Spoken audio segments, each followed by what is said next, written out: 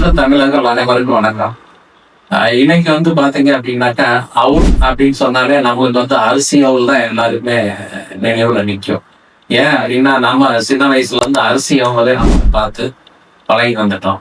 இப்ப இன்னைக்கு வந்து விலங்குகள்லயும் அவுல் இருக்கு அப்படிங்கிறது ரொம்ப பேருக்கு தெரியாது. அதுல வந்து பாத்தீங்க அப்படின்னாக்க, அதுல நல்ல சிறப்பம்சம் என்ன அப்படின்னா, 1 நிமிடம், 2 நிமிடத்துக்குள்ள வந்து நீங்க உணவு பொருள மாத்தி அத இன்ஸ்டன்டா சாப்பிட்டு போயிரலாம். இப்ப அந்த மாரி. அப்ப அதுல வந்து பாத்தீங்கன்னா, இப்ப ராகி அவுலா இருக்கட்டும், கம்பு அவுலா இருக்கட்டும், சோள அவுலா இருக்கட்டும், சிவப்பரிசி அவுலா இருக்கட்டும், இல்ல கோதுமை அவுலா இருக்கட்டும். இப்ப இந்த அவுல்கள் எல்லாமே வந்து பாத்தீங்க அப்படின்னாக்கா, ரொம்ப சுலபமான முறையில சாப்பிடலாம். வேற ஒண்ணும் வேண்டாம். சுடு பால நீங்க ஊத்துனாலே என்ன ஆகும் அப்படின்னு கேட்டீங்கன்னாக்கா, 5 நிமிஷத்துல இருந்துரும். நீங்க உங்களுக்கு தேவையான இனிப்ப சேர்த்துக்கிட்டு நீங்க பயன்படுத்திக்கலாம். ரெசிபி வந்து எல்லா அவுலுக்கும் பொருந்தும்.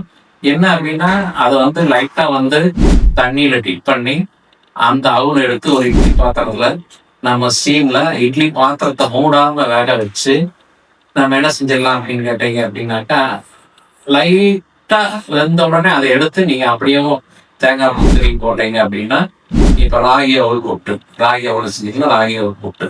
இப்ப இது போக வந்து என்ன பண்ணலாம் அப்படின்னா, இதுல இட்லி பண்ணலாம். இன்ஸ்டன்டா இட்லி பண்ணலாம். இட்லி எப்படி பண்ணலாம் அப்படின்னா, அந்த அவுல வந்து ஒரு பாத்திரத்துல தண்ணீல ஊத்தி எடுத்து அலசி எடுத்து வச்சுக்கிட்டு 100 கிராமுக்கு ஒரு 50 கிராம் அளவுக்கு நம்ம கோதுமை மாவை சேர்த்தோம் அப்படின்னா அது பைண்டிங் கிடைச்சிடும். ஒண்ணுக்கு ஒண்ணு பிடிமானம் கிடைச்சிடும்.